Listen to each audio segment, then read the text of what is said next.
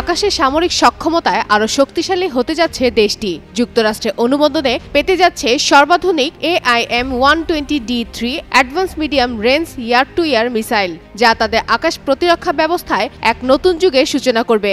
সম্প্রতি পাকিস্তানের গণমাধ্যম শামা টিভির এক প্রতিবেদনে বলা হয়, প্রায় $2.5 বিলিয়ন এই চুক্তির মাধ্যমে 2030 সালের মধ্যে এই মিসাইলগুলো হাতে পেতে যাচ্ছে পাকিস্তান।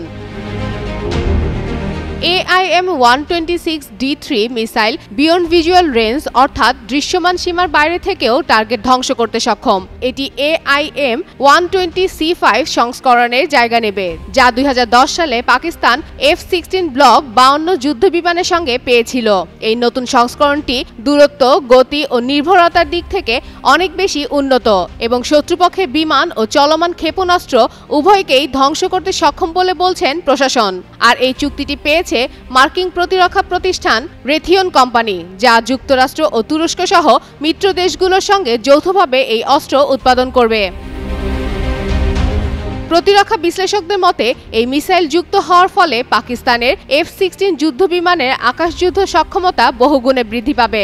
এটি শুধু পাকিস্তানের প্রতিরক্ষা সক্ষমতাকেই নয়, দক্ষিণ এশিয়ার সামরিক ভারসাম্যকেও প্রভাবিত করতে পারে। দীর্ঘদিন ধরে ইসলামাবাদ এই আধুনিক সংস্করণের মিসাইলের জন্য যুক্তরাষ্ট্রের কাছে আবেদন জানিয়ে আসছিল, যাতে ভারতের আধুনিক প্রযুক্তির সঙ্গে তাল মিলিয়ে নিজেদের প্রতিরক্ষা বলয় বজায় রাখতে পারে।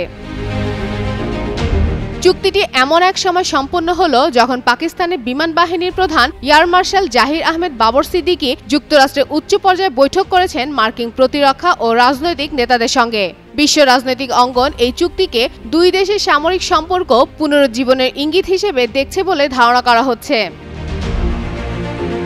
আকাশ, স্থল ও নৌবাহিনী তিন ক্ষেত্রেই পাকিস্তান বর্তমানে দ্রুত আধুনিকরণের পথে।